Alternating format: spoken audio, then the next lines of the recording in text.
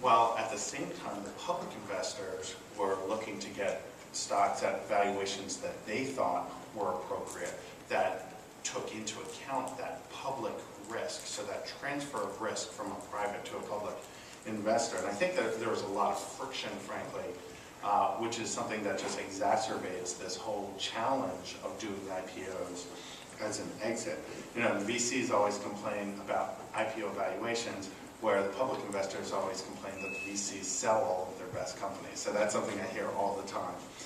And, you know, just a final kind of point on this, if you even look at the public biotech world today, it really is a pyramid where there's 5, maybe 7 big cap, successful, you know, profitable biotechnology companies. And there's a massive number who are trying to percolate up into that area. There were a couple IPOs, obviously, that were done last year, and their performance has actually started to pick up. We did 3 of those at Piper Jaffray, and I can honestly tell you that in the 20-some IPOs I've done in my career, those were the 3 hardest I have ever done by far. All of them have come back to the market, so it was really a case where the IPOs themselves were almost like mezzanine rounds, is how I saw them. There was a lot of VC participation, so they needed some help getting some of these off the ground, but there's been a real differentiation in execution as public companies, and those that have succeeded have been able to come back and raise incremental money and actually continue to develop the company. So I really think of it, back to this point of an exit strategy, as being a very case-by-case specific. Obviously, M&A takes a lot of the execution risk off the table. I really see that as an exit strategy. Now you can see where I sit. I see an IPO, frankly, as a start of the race, because it's, you know, all of that hard work, and probably for some private folks that's a little maybe discouraging to hear, but all of that hard work I sometimes think of as just practice, and now we're going to run the race as a public company. And I do believe, and I go back to this point of this pyramid and the scarcity value of big cap biotech companies, or those mid cap ones that are making the leap to profitability with introducing products. The premiums, that's where the premium is really being recognized. So I think over the long term, you can actually see potentially greater value creation through a successful public strategy. But again, it's all present value, and we were just talking about Plexicon, and $800 million today, $1 billion in total, look pretty good considering where the markets were. So those are some of my thoughts on exit strategy. I hope I addressed the question. Great, Ted, thanks.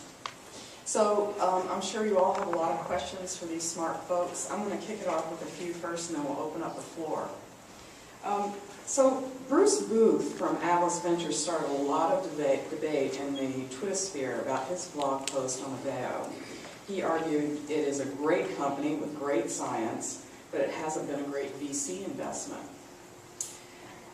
What does that mean for the industry funding model if investing in great companies doesn't mean great returns for VCs? Anybody want to take that one? Well, you know, I'll take a crack at it, but and I was just with Bob, Bruce last week, and we were talking about the same thing. But you know, when we're making an investment today, we're kind of looking out 5, 6, 7 years, and we hope to get it right in terms of structure and a variety of different things. I think Stuart's onto something here with this virtual model, because it drives project financing in a different way and keeps it variable so that you can mitigate risk around the table with a syndicate that's got limited resources, basically, as you drive the whole thing forward. But I think his comments are really around something that everyone thought was going to play out, but it's not.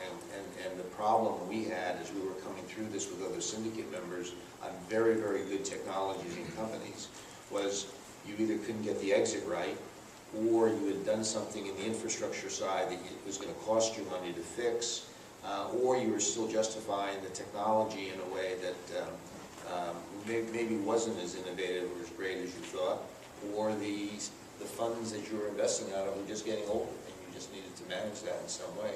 So there's no one reason, it's just a matter, it's a number of things that kind of cause these things to kind of happen that way. I might even be a little controversial because I sit on sort of the back end of this, and we did not at Piper participate in the Aveo IPO, and I do not currently cover them with an investment rating, but know the company very well. And I think maybe it's a question of timing a little bit, because you look arguably now, Aveo's had a fantastic 2011, they've come back to the markets, they've gotten assets returned to them.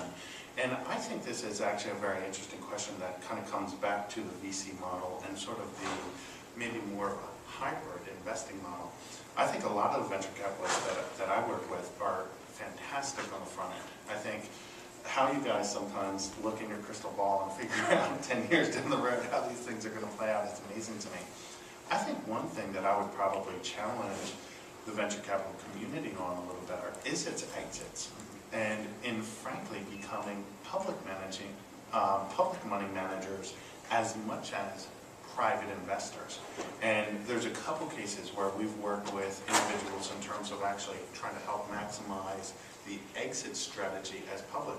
Because, you know, you could take Bruce's comments and say, well, you know, when the stock was at 7, maybe arguably that's true, but now that it's at 18, it kind of flips the paradigm there. So I think timing on an exit, and this is what we do for a living all day long, you know, getting back to the buy low, sell high, you know, I think that there's as much work that needs to be done on the exit side for venture capitalists as on the entry side.